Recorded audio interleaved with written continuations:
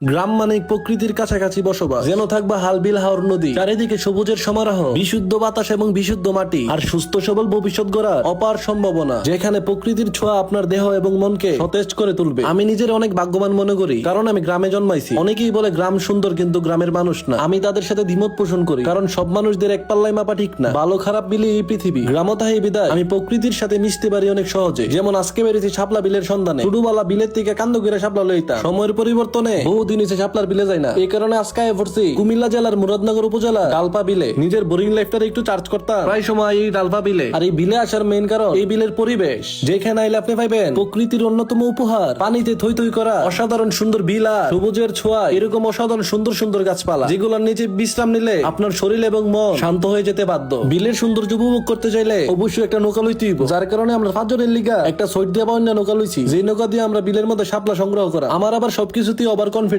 যার কারণে নৌকার মাঝে কইছি আমি থাকতে আপনার নৌকা ভাই কষ্ট করা লাগতো না। আপনি গাছতলায় বয়ে বিশ্রাম নেন, আর এই সইট দিয়া নৌকাটা আমি পাইতাছি। যেমন কথা তেমন কাজ শুরু করে দিলাম সইট দিয়া নৌকা ঠেলা। কিন্তু দুঃখের কথা কি কইম আপনার, আরে এই সইট দিয়ে একদিক দিয়ে গুতা দিলে নৌকা দিয়ে আরেক দিক দিয়া যায়। নৌকাটা অনেকটা আমার প্রাক্তনের মতো আচরণ করতেছে। আমি চাইতাছি একটা করতেছে আরেকটা। পরে নিজের কনফিডেন্সের আগুন রে ময়লা পানিতে নিবাইয়া কোন রকমে নৌকাটা আবার তিরাই না বিরাইছি। পরে কাহারে কইছে কা আপনি স্যার আমরা দূর নাই, কারণ যে যে জিনিসে দক্ষ তারে ওই জিনিসই মানায়। এইদিকে সুন্দর পরিবেশ দেখলে আমি দুইটা দুই দিকে ছড়াই দিই। অনেকে মনে করতেন পারেন পুল, আসলে প্রকৃতির মাঝে এরকম আজ ছড়াই দিলেও কিন্তু আলাদা একটা শান্তি লাগে। এই বিলের সৌন্দর্য পাখির চোখে উপভোগ করার লিগা আমরা উড়াই দিলাম বড় মাছের সাইজের একটা ড্রোন, কারণ এই ড্রোনের ক্যামেরা দিয়ে ক্যাপচার হইতাছে উপর থেকে বিলের সৌন্দর্য। আর এই ড্রোন যত উপর উঠতাছে ততই কিন্তু বিলের চারিদিকের সৌন্দর্য ফুটে উঠতাছে। শাপলা ফুলের পাতার কারণে চারিদিকে কিন্তু সবুজ হয়ে রয়েছে। আমাদের বাংলাদেশ নদীমাতৃক দেশ, যার কারণে বাংলাদেশে অনেক খাল বিল নদী নালা ছড়িয়ে আছে। আর এরকম অজস্র জলাশয় থাকার কারণে শাপলা ফুল কিন্তু সচরাচর দেখা যায়। আর আমাদের জাতীয় ফুল শাপলার কিন্তু অনেক ধরনের রং হয়। গ্রামে বসবাস করার কারণে এত সুন্দর প্রকৃতির মাঝে থাকতে পারি অনায়াসে। আর এই বিলের সৌন্দর্য কিন্তু প্রশংসনীয়। শাপলা ফুল ফুটে মূলত সকাল এবং সন্ধ্যায়, কিন্তু আপনার কপাল বালা এই বরদুপুরেও দুইটা ফুটন্ত শাপলা ফুল পাইছি। আর এই ফুটন্ত ফুল থেকে তো আমি সুন্দর করে সিরালাইছি। আমরা গ্রাম বাংলার একটা কথা আছে, দাওয়াত থেকে আসার বড়। এই কথাটা শাপলা ফুলের লগে মানায়, কারণ এই ফুলের থেকে ফুলের ডাটটা বেশি বড়। আর এই ডাটটার উপরের খোসা হুইল্লা কিন্তু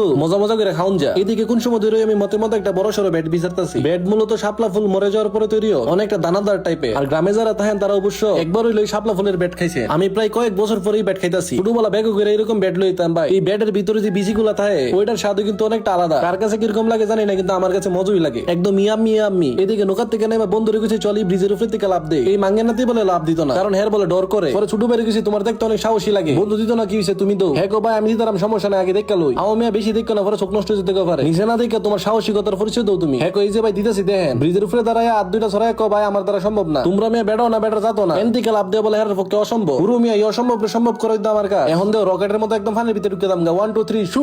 পানির ভিতরে পড়ার লগে লগে আমার হরমে কি জানি লাগছে। পরে কাপ বাই গুব বাই কোন রকমে যে উপরে উঠছি। এদিকে আমার পানির ভিতরে নামায় হ্যাঁ বলে গোসল করতো না। আরে বেটা তুই তো এমন 800 পানিতে মেরিছো, আমি তোর লিগে গলা শেত পানিতে নামতাম পারছি, তুই আমার লিগে পারতি না। এক বন্ধু কথাই আছে, গলা শেত পানিতে নামলে 800 পানিতে নামন লাগে। তোর 800 পানির গুষ্টি গিলাই একেবারে ধাক্কা দিয়ে হালাই দিছে পানির মাঝখানে। আর একটা বেরা দেহটা হালাইতে কিন্তু আমার হাতের জোর না মনের জোর প্রয়োগ করছি। পানির মধ্যে দাফরাদাফরি করে লাগে গেছে খিদা, যার কারণে আইছিলাম জালমুড়ি খাইতাম। জালমুড়ি হলো বেটা বলের মধ্যে মাল মশলা দিয়ে কো বানাই খাও। আবার বিলের মাঝখানে রাস্তার পাশে বইনের লিগা লগে একটা সাডিও দিয়ে দিছে। প্রথমে বেটার উপরে সেদ উঠলে ওইখানে ভালোই লাগতেছে, কারণ এরকম বিলের পাশে নিজেদের হাতে জালমুড়ি মেখে খাইলে ভালোই লাগবো। আমি একটা ওলা জালমুড়ি মহদনের পরেও ছোট ভাই আস্তে একটা মহিষ ধরে দিছে আমার হাতে। আমি আবার ফাঁকনামি করে 2 কামড়ি মহিষ খাই বই রইছি। প্রথম অবস্থায় কোনো কিছু মনে না হইলো, হঠাৎ করে ফিল করলাম আমার মুহের ভিতরে ছেদ করে উঠছে। খাইলাম মই জাল লাগানোর না কথা, আমার মুহের ভিতরটা গরম হয়ে গেছে একেবারে। না কোনো শিক্ষার দঞ্জিত না, কারণ মান সম্মানের ব্যাপার। পুরো বেটা মহিষটা তো জাল না, খাইতে মজাই লাগতেছে, কিন্তু মুহের ভিতরটা একদম ফুরে যেতেছে একেবারে। ওমা এখন তো জালো লাগতেছে।